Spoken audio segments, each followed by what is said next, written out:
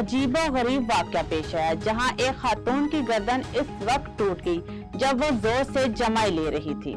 Reports के मुताबिक heli bank नामी एक खातून ने दावा किया है कि एक जोरदार जमाई लेने के दौरान इनकी गर्दन की 2 मोहरे C6 और C7 अपनी जगह से हट गए हैं। इनके असाब पर दबाव पड़ गया, जिसे अक्सर खबरें गर्दन टूटने की ताबीर कर रही हैं।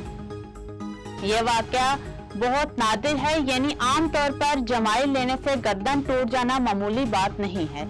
अगरचे खातून ने ऑपरेशन करा लिया, ताहम मजीद चंद अहसाब मुतासिर हैं। ताहाल अभी भी असाबी दबाव की अलामात बाकी हैं। ब्राजील में चूंटियों को दूध के साथ मिलाकर मुनफिद पनीर तैयार किया जाता है। साओ पाउलो में ताइदास सोलोनिया पनीर तैयार करने वाली कंपनी सटिसेनिया सोलोनिया ने मकामी पत्ते खाने वाली चूंटियों को दूध के साथ मिलाकर पनीर की तैयारी का मुनफिद आइडिया पेश किया है। कैमिला लिमिटेड, जो सटिसिया सोलोनिया के मालिक और बानी हैं, देही सियासत में दिलचस्पी रखने वाले सियाहों को मुतवज्जो करने के लिए ताइदासिया सोलोनिया पनीर बनाने का तस्वुर पेश किया। वो चाहती थी कि इस तरह अपने इलाके को नुमाया करें। इन्हें याद था कि इस इलाके के लोग तवील अरसे से मुकामी खानों में इन चोंटियों को खाते आ रहे हैं, क्योंकि इनके फार्म में पनीर तैयार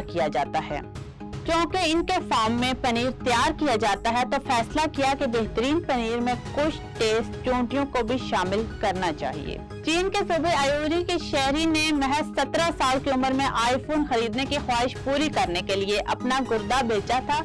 अब कई सालों बाद इसकी कीमत चुका रहे हैं। इन्हें तभी हवाले से ताहयात मजदूरी का शिकार करार दे दिया गया है। गैर मुल्की मीडिया रिपोर्ट के मुताबिक आयोनी के शहरी वानी 2011 में 17 साल के थे। इन्हें आईफोन 4 खरीदने का शौक था, लेकिन गुर्बत की वजह से अपना ख्वाब पूरा नहीं कर पा रहे थे।